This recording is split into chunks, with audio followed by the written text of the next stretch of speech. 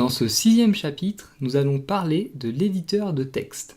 Alors nous en avons en effet désormais presque fini avec la théorie et les définitions, et les chapitres qui vont suivre vont être l'occasion pour nous de commencer à pratiquer en codant en HTML et en CSS. Mais avant tout, il va donc nous falloir mettre en place notre environnement de travail, c'est-à-dire réunir les différents éléments qui vont nous permettre de pouvoir coder en HTML et en CSS. Et alors sur ce point, ça va être très simple, car pour coder en HTML et en CSS, nous n'allons avoir besoin que d'un éditeur de texte. Donc un éditeur de texte qui va nous permettre de pouvoir écrire des pages de code et de les enregistrer au bon format, c'est-à-dire avec la bonne extension. Alors des éditeurs de texte, il en existe des milliers disponibles sur Internet. Beaucoup d'entre eux sont gratuits, mais certains sont payants. Et ils fonctionnent très souvent avec des environnements différents, c'est-à-dire Windows, macOS, etc., etc. Alors je n'ai pas de conseils précis quant au choix de votre éditeur. Je vous recommande simplement d'en télécharger un gratuit car ce sera largement suffisant. Moi-même j'utilise un éditeur de texte gratuit et un qui a également déjà fait ses preuves, donc un qui est suffisamment connu et qui dispose de suffisamment de fonctionnalités pour vous permettre de coder dans de bonnes dispositions. Alors personnellement, j'utilise la version gratuite du logiciel Komodo, c'est-à-dire Komodo Edit, qui est multiplateforme, donc c'est un gros avantage puisqu'il fonctionne aussi bien sous Windows que Mac ou encore Linux. Et donc vous pourrez trouver cet éditeur si vous voulez installer le même que moi sur le site komodoide.com et pensez bien donc à prendre la version gratuite car Komodo dispose également d'une version payante. Donc la version gratuite c'est celle-ci, donc c'est bien Komodo Edit, donc qui est gratuite. Vous pouvez la télécharger ici et ensuite vous n'avez qu'à l'installer. Donc le site c'est komodoide.com/komodo-edit, tout simplement.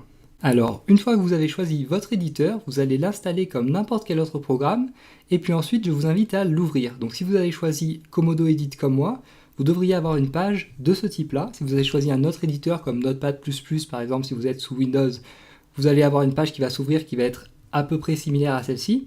Et donc normalement pour vous par défaut, si vous créez un nouveau fichier, donc pour moi ça va être ici, nouveau fichier, vous allez avoir un fond qui doit apparaître en blanc théoriquement.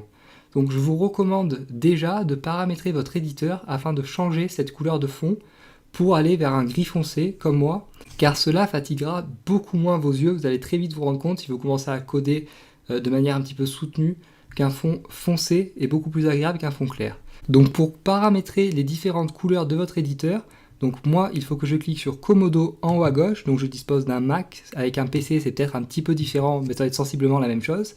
Et ensuite donc vous avez une fenêtre de ce type là qui s'ouvre, et vous allez aller donc dans Fonts and Colors, donc l'écriture, la police d'écriture et les couleurs, et vous pourrez ici donc paramétrer les différentes couleurs, donc notamment la couleur de fond. Et vous devrez également, si vous changez la couleur de fond, très certainement, changer la couleur des codes, puisque par défaut, le fond est blanc et les codes sont écrits en noir, théoriquement. Et donc, si vous mettez le fond en foncé, il faudra que vous mettiez les codes en clair. Donc, comme vous voyez, moi, j'ai changé toutes les couleurs.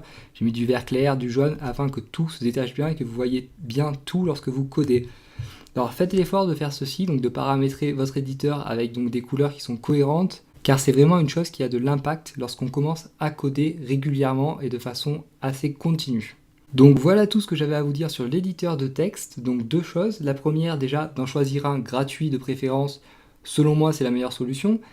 Et la seconde chose, donc d'en choisir un assez connu et qui propose assez de fonctionnalités pour vous permettre de coder dans de bonnes dispositions. Donc maintenant, je vais vous parler d'une chose un petit peu différente de l'éditeur.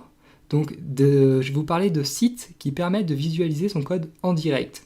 Donc certains d'entre vous connaissent peut-être le site JSBean, donc qui est un site que j'utilise beaucoup personnellement pour des démonstrations et pour des exemples.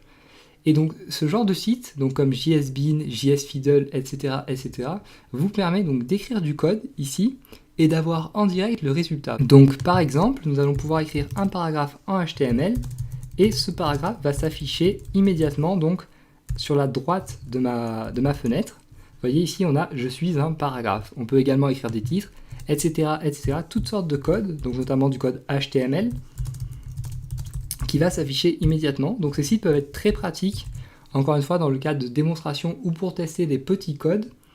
Alors cependant, retenez qu'ils sont également limités, puisqu'on ne pourra pas faire certaines choses avec ces sites, Et notamment, si un jour on doit créer un site avec plusieurs pages reliées entre elles, on devra obligatoirement utiliser un éditeur car il n'y a aucun moyen donc, de relier plusieurs pages entre elles avec ce genre de site.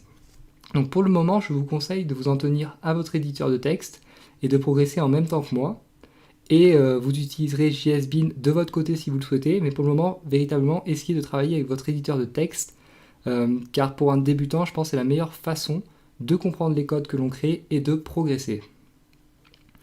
Et donc voilà tout pour cette première partie un petit peu d'introduction à ce cours. Et dès le prochain chapitre, nous allons commencer à voir les bases en HTML et nous allons commencer à coder en HTML tout simplement. Donc je vous dis au prochain chapitre, à bientôt.